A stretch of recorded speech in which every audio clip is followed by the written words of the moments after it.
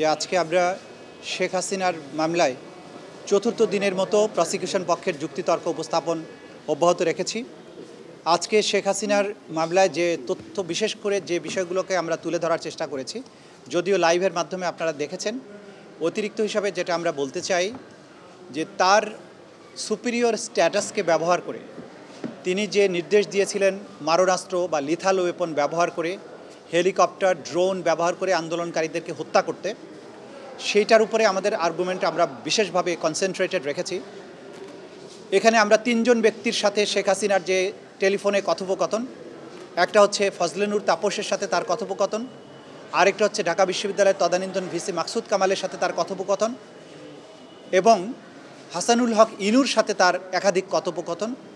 এই কথোপকথনে তিনি নিশ্চিত করেছেন যে তিনি আইনশৃঙ্খলা রক্ষাকারী বাহিনীকে, পুলিশ, বিজিবি, র্যাব, তাদেরকে এই নির্দেশ দিয়েছেন যে আন্দোলনকারীদেরকে লিথাল ওয়েপন ব্যবহার করে দেখামাত্রই, অর্থাৎ জমায়েত হওয়ার আগেই, শুরু থেকেই হত্যা করার নির্দেশ দিয়েছেন।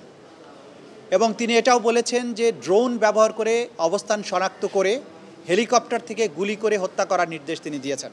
হাসানুল হক ইনুকে তিনি কনফার্ম করছেন যে নারায়ণগঞ্জে এখানে হেলিকপ্টার থেকে ৩৬ সেনা নামানো হবে এবং উপর থেকে বম্বিং করা হবে, প্যারাট্রুপার নামানো হবে। এই সমস্ত কথোপকথনের মধ্য দিয়ে হত্যাকাণ্ড সংগঠিত করার, অর্থাৎ সারা দেশব্যাপী ওয়াইড স্প্রেড এবং সিস্টেম্যাটিক যে অ্যাটাকের কথা আমরা বলছি, সেটি সংগঠনের জন্য সুপিরিয়র অবস্থান থেকে তার সরাসরি নির্দেশ প্রমাণিত হয়েছে। আমরা আর্গুমেন্ট করেছি তার যে এই টেলিফোনিক কনভারসেশন, সেগুলো তার সঠিক কণ্ঠ কিনা নাকি এআই জেনারেটেড, সেই বিষয়ে আমরা বক্তব্য রেখেছি। আমরা খুব পরিষ্কারভাবে দেখিয়েছি বাংলাদেশের সিআইডি, ক্রিমিনাল ইনভেস্টিগেশন ডিপার্টমেন্ট, তারা ফরেনজিক টেস্ট করে বলেছেন এই কণ্ঠস্বর শেখ হাসিনার, এবং তার সাথে যাদের কথা হয়েছে ফজলে নূর তাপসের কণ্ঠস্বর তারা নিশ্চিত করেছেন, হাসানুল হক ইনুর কণ্ঠস্বর তারা নিশ্চিত করেছেন, মাকসুদ কামালের কণ্ঠস্বর তারা নিশ্চিত করেছেন। এবং এই আলাপনটা, এটা যে আর্টিফিশিয়াল ইন্টেলিজেন্স দ্বারা করা হয়নি, সেটিও তারা নিশ্চিত করেছেন। এডিশনালি বাংলাদেশের বাইরের দুটি প্রতিষ্ঠান, বিবিসি এবং আল জাজিরা, বিবিসি তারা একটা আলাদা ফার্মকে এনগেজ করে এই কণ্ঠস্বরগুলো এআই জেনারেটেড কিনা সেই ব্যাপারে তারা পরীক্ষা নিরীক্ষা চালিয়েছেন এবং তারা কনফার্ম করেছেন এটি শেখ হাসিনার কণ্ঠ, এটা এআই জেনারেটেড না, এই কনভারসেশনগুলো জেনুইন। এটার বাইরে আমরা এই অর্ডারটা যে সত্যিকার অর্থে তিনি দিয়েছিলেন সেই ব্যাপারে পুলিশ বাহিনীর তদানীন্তন যিনি প্রধান, তিনি সরাসরি কোর্টে সাক্ষী দিয়ে বলেছেন যে এই লিথাল ওয়েপন ব্যবহার করা, হেলিকপ্টার ব্যবহার করা বা ড্রোন ব্যবহার করার ব্যাপারে নির্দেশনা তিনি পেয়েছিলেন। প্রধানমন্ত্রী স্বরাষ্ট্রমন্ত্রীকে বলেছিলেন, স্বরাষ্ট্রমন্ত্রী তাকে টেলিফোন করে জানান যে প্রধানমন্ত্রী তাকে এই নির্দেশ দিয়েছেন। তিনি তখন এই নির্দেশটি তার অধস্তন অফিসারদেরকে জানান। অধস্তন অফিসাররা, অর্থাৎ ডিএমপির তদানীন্তন কমিশনার হাবিব, প্রলয় জোয়ারদার, তারা এটা তাদের কমান্ড সেন্টারের মাধ্যমে, ওয়্যারলেস মেসেজের মাধ্যমে বিভিন্ন কমান্ড পোস্ট, বিভিন্ন জায়গায় যে সমস্ত বাহিনীকে নিয়োগ করা হয়েছে তাদের কাছে এটি পৌঁছে দেওয়া হয়। ফলশ্রুতিতে দেশব্যাপী মারণাস্ত্র, আগ্নেয়াস্ত্র ব্যবহারের যে প্রমাণ, এই কমান্ড বা এই হুকুমের প্রেক্ষিতে সেগুলোর বিস্তারিত প্রমাণ, আমাদের লাইভ উইটনেস যারা আছে তাদের প্রমাণ আমরা দেখিয়েছি, আমাদের ডকুমেন্টারি এভিডেন্স দেখিয়েছি, পত্রপত্রিকার রিপোর্ট দেখিয়েছি, অজস্র ভিডিও ফুটেজ যে কিভাবে লিথাল ওয়েপন ব্যবহার করা হয়েছে, কিভাবে হেলিকপ্টার ব্যবহার করা হয়েছে, তার বিস্তারিত প্রমাণ এতটাই অকাট্যভাবে তুলে ধরা হয়েছে। এই আদালত শুধু নয়, আমরা যেটা বারবার বলেছি যে এই এভিডেন্স দিয়ে আন্তর্জাতিক কোনো আদালত হোক, বিশ্বের যে কোনো দেশের যে কোনো আদালতে তোলা হোক, অকাট্যভাবে এই অপরাধীদের, এই আসামিদের অপরাধ প্রমাণিত হবে। এই নির্দেশ এবং নির্দেশের এক্সিকিউশন, এবং এটা যে একটা সুনির্দিষ্ট কাঠামো ফলো করে সুপিরিয়র কমান্ড থেকে অর্ডার আসা, তার নিচের টায়ারে, তার নিচের টায়ারে, তার নিচের টায়ারে, সমস্ত কিছু অকাট্যভাবে প্রমাণিত হয়েছে। এটাও প্রমাণিত হয়েছে যে এই অপরাধগুলো ছিল ওয়াইড স্প্রেড এবং সিস্টেম্যাটিক। আন্তর্জাতিক আইন অনুযায়ী, দেশীয় আইন অনুযায়ী একটা অপরাধকে মানবতা বিরোধী অপরাধ হওয়ার জন্য ওয়াইড স্প্রেড এবং সিস্টেম্যাটিক হওয়ার যে শর্ত, সেটি যে পরিপূর্ণভাবে এই মামলায় প্রমাণিত হয়েছে বা শর্তগুলো পূরণ হয়েছে, সেগুলো আমরা দেখিয়েছি।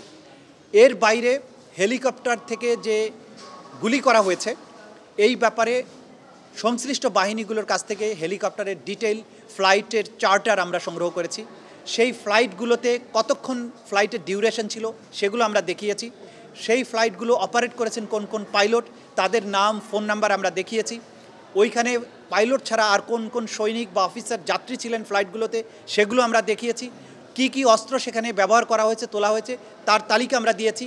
কত রাউন্ড গুলি ফায়ার করা হয়েছে সেগুলো আমরা দিয়েছি। সেখানে SMG, light machine gun, shotgun, rifle, sound grenade, stun grenade সব কিছুর হিসাব এখানে আছে।